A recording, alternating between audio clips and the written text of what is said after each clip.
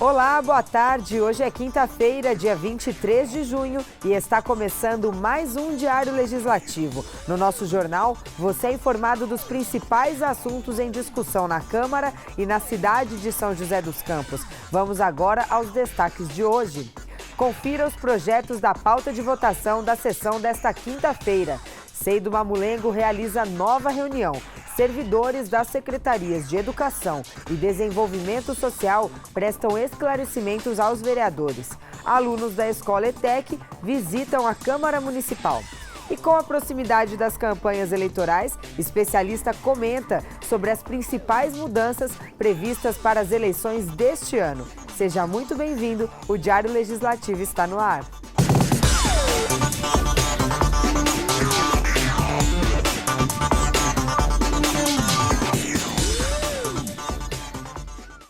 Hoje é dia de sessão ordinária aqui na Câmara e dia de votação de projetos de lei. Então agora a gente acompanha na reportagem os principais projetos que estão na pauta da sessão desta quinta. O veto parcial do prefeito ao projeto que autoriza a criação do Plano Municipal de Redução de Risco deve ser o primeiro a ser apreciado pelos vereadores e pode travar a pauta de votação. A proposta do vereador Carlinhos Tchaca foi aprovada por unanimidade. O artigo vetado prevê a suspensão de ações administrativas e jurídicas até que a lei seja regulamentada.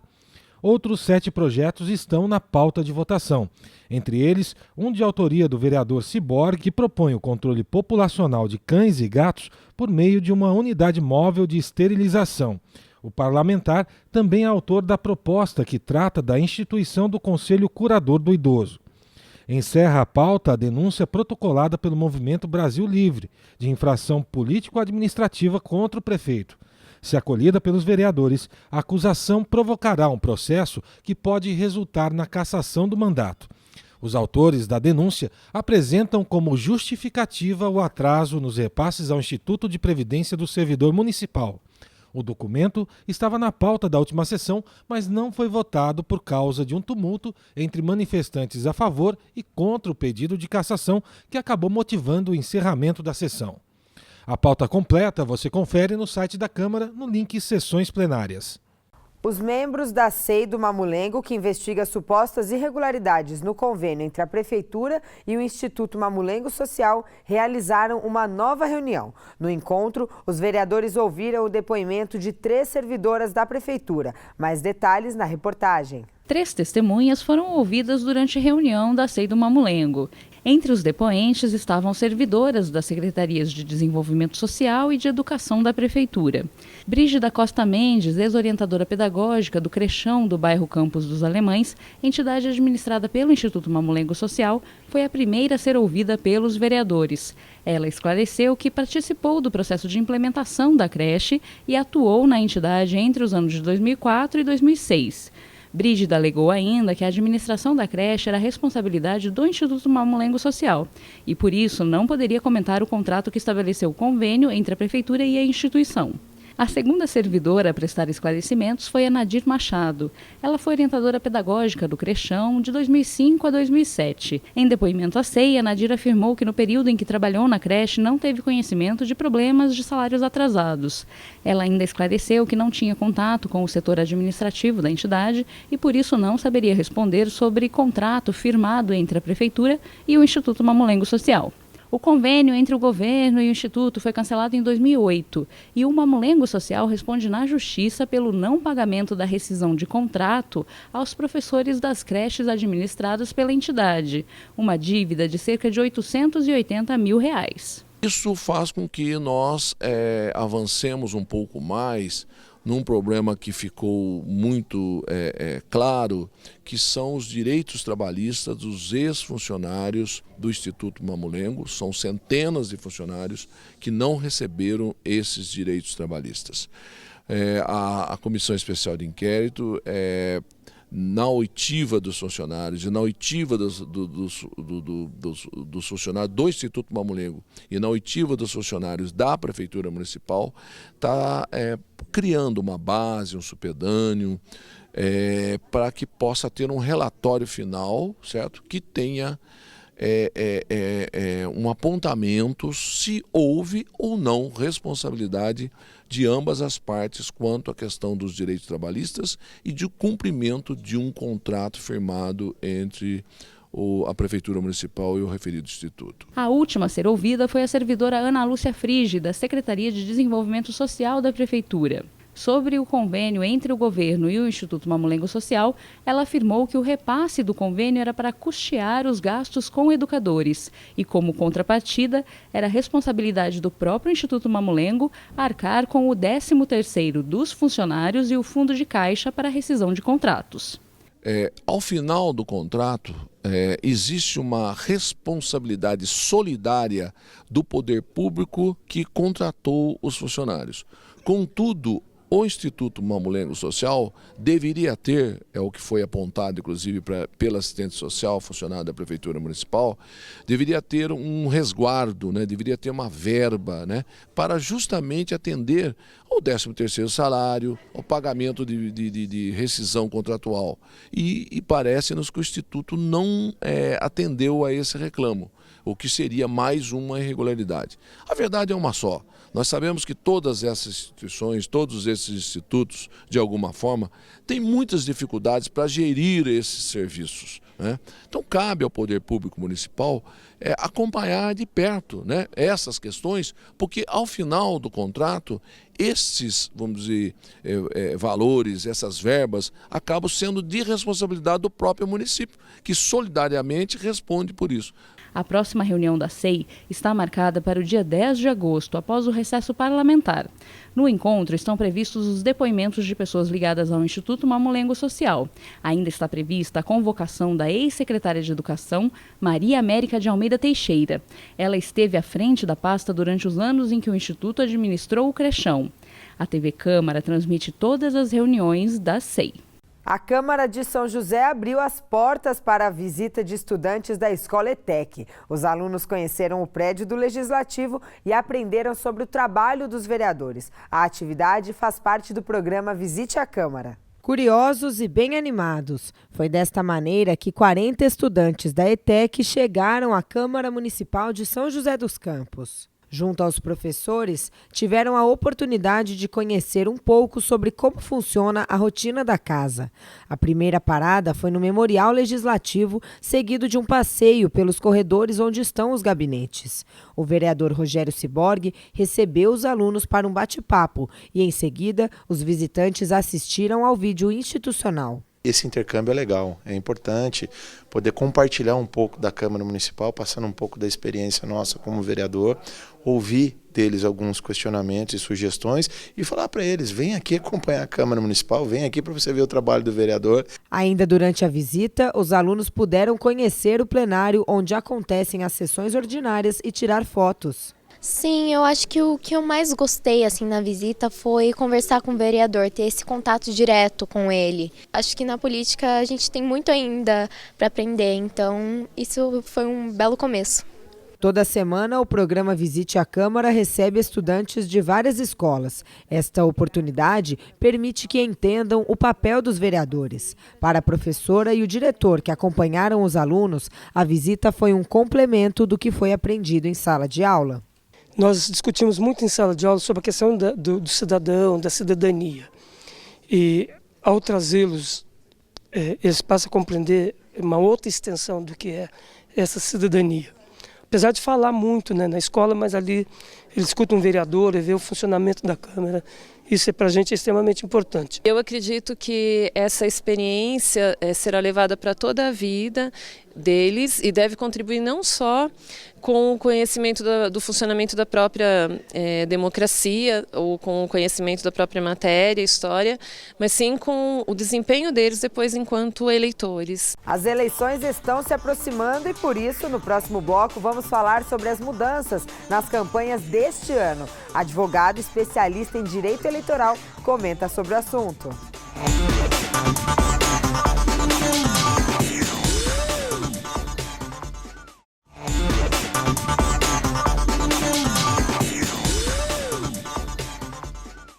Olá, estamos de volta com o Diário Legislativo. Faltam 4 meses para as eleições de 2017. Eleições que vão ter regras diferentes em relação às dos anos anteriores. Como as novidades ainda estão gerando algumas dúvidas, tanto para os eleitores quanto para os candidatos, convidamos um advogado, especialista em direito eleitoral, para falar melhor sobre esse assunto. Acompanhe.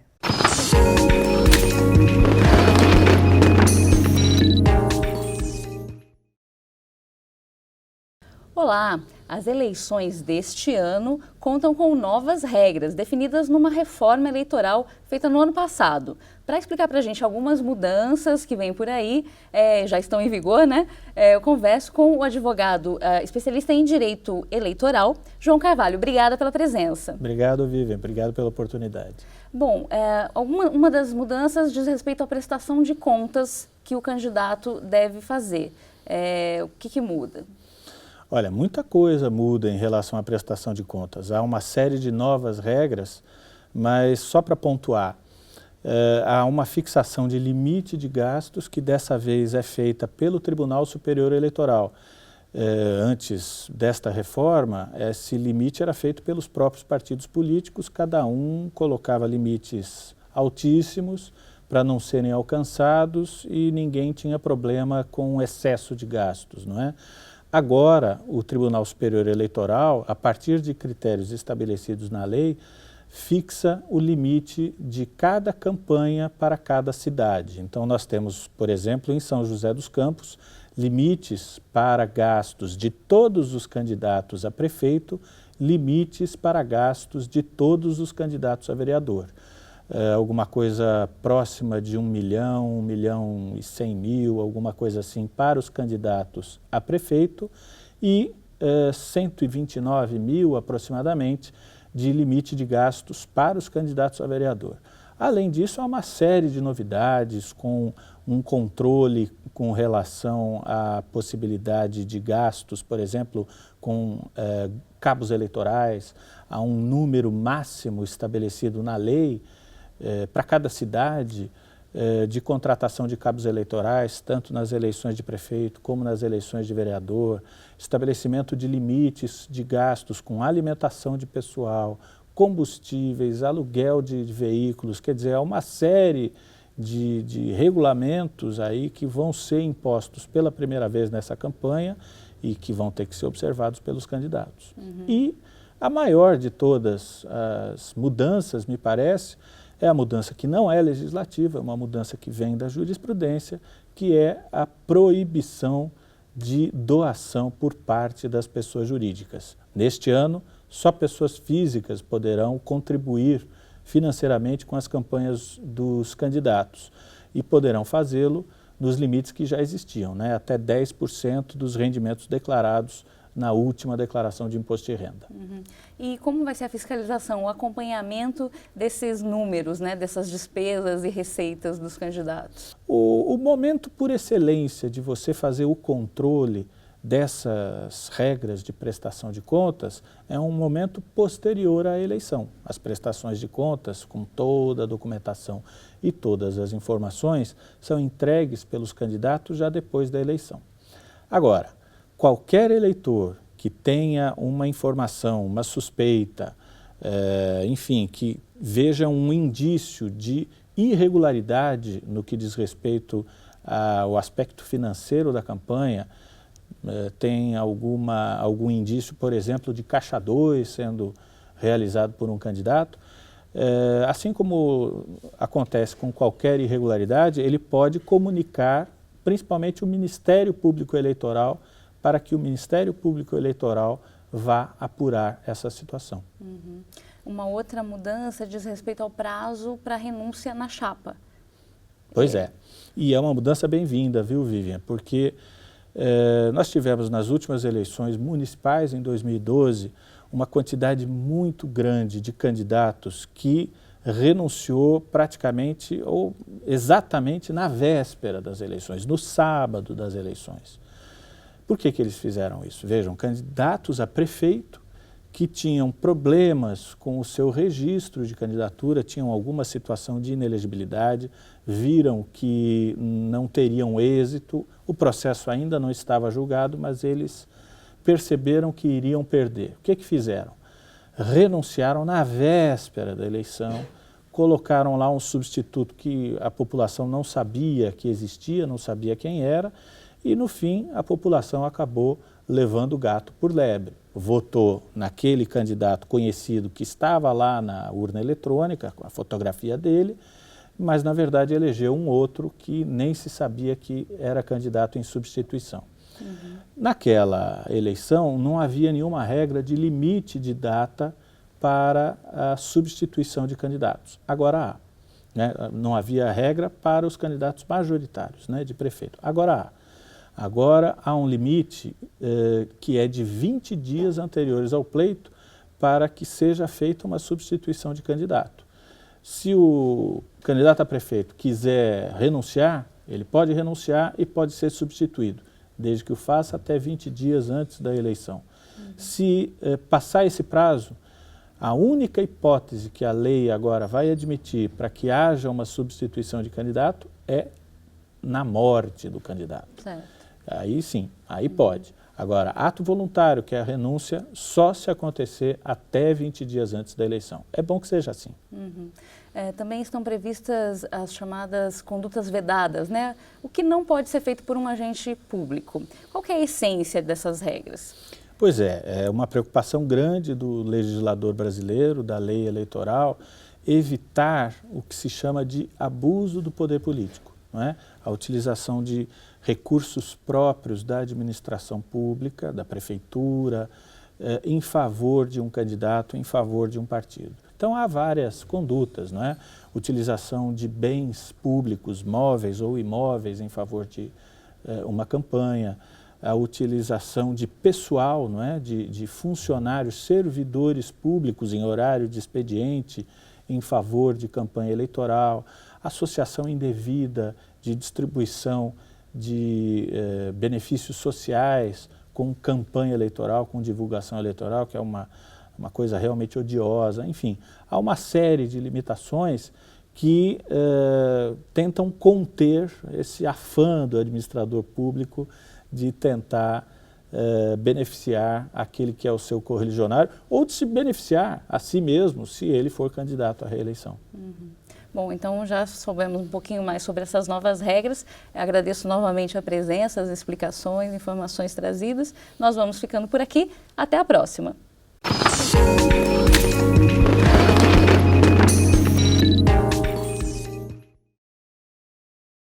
E no próximo bloco você confere os destaques do esporte joseense no Giro Esportivo. São José Futsal vence clássico contra Jacareí na Liga Paulista.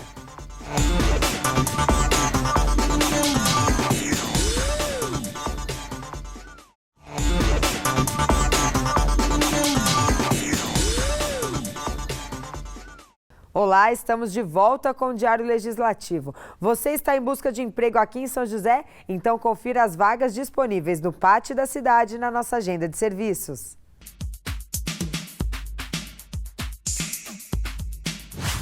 O PAT, Posto de Atendimento ao Trabalhador de São José dos Campos, tem oportunidades de empregos para diversas áreas. As vagas disponíveis são para ajudante de padeiro, atendente de farmácia, auxiliar de limpeza, coordenador de RH, cozinheiro geral, garçom, pintor de automóveis, porteiro e serralheiro.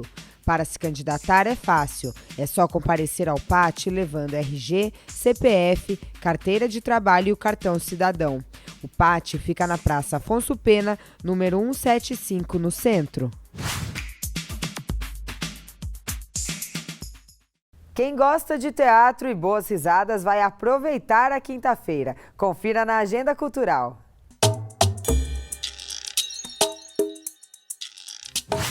Hoje tem comédia no Teatro Colinas. O humorista Maurício Meirelles apresenta o stand-up comedy Perdendo Amigos, que promete arrancar gargalhadas do público. A atração começa às 9 da noite, com ingressos a partir de R$ 30. Participe da nossa agenda enviando a sua sugestão para o e-mail tvcamara@camarasjc.sp.gov.br.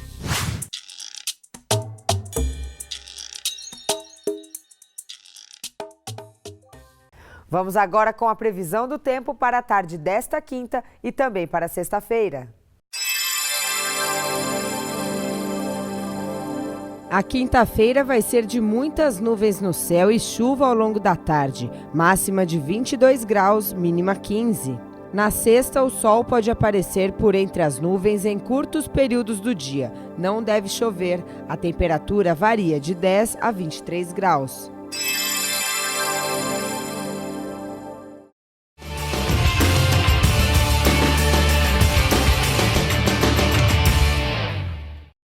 A quarta-feira foi de vitória para o Sport de São José. A equipe de futsal levou a melhor no clássico contra o Jacareí e terminou em segundo lugar na fase classificatória. E tem estreia mundial visitando São José dos Campos. A bicampeã Yoshi Ueno vem para o intercâmbio na cidade. Quem traz mais detalhes é o repórter Daniel Melo. Boa tarde, Daniel. Olá, muito boa tarde, Renata. Boa tarde também a quem nos assiste aqui na TV Câmara. E no Giro Esportivo desta quinta-feira nós começamos falando de futsal. O São José Futsal venceu por 1-0 na noite de ontem o Jacareí na última rodada da fase de classificação da Liga Paulista e com este resultado chegou aos mesmos 20 pontos do Corinthians, divide a liderança do Grupo A, mas é segundo colocado por conta do saldo de gols. A equipe espera os confrontos da segunda fase da competição. Agora o São José volta a pensar na Liga Nacional, porque na segunda-feira às 8h15 da noite enfrenta o time gaúcho do Atlântico de Erechim. Bem, falando de outras notícias, amanhã uma campeã japonesa, bicampeã japonesa e também que foi bronze nos Jogos de Londres em 2012, a Yoshi Ueno, estará em São José dos Campos fazendo um intercâmbio técnico com os atletas da modalidade aqui na cidade. E para a gente fechar falando do basquete, sem decidir ainda a participação na temporada do NBB 2016-2017, alguns atletas de São José que disputaram a competição neste ano, nesta temporada, já estão de partida para outros clubes. O ala armador Pedro e o ala pivô César acabaram acertando com Franca e o ala Gustavo foi contratado pelo Osasco. Existe a expectativa de que o São José use o time sub-22 e anuncie até amanhã sua participação ou não no Campeonato Paulista. Bem, estas são as informações do esporte desta quinta-feira. Eu volto amanhã, aqui no Diário Legislativo. Até lá, Renata. Obrigada pelas informações, Daniel. E o Diário Legislativo fica por aqui. A gente agradece a sua companhia. Tenha uma ótima tarde e até amanhã.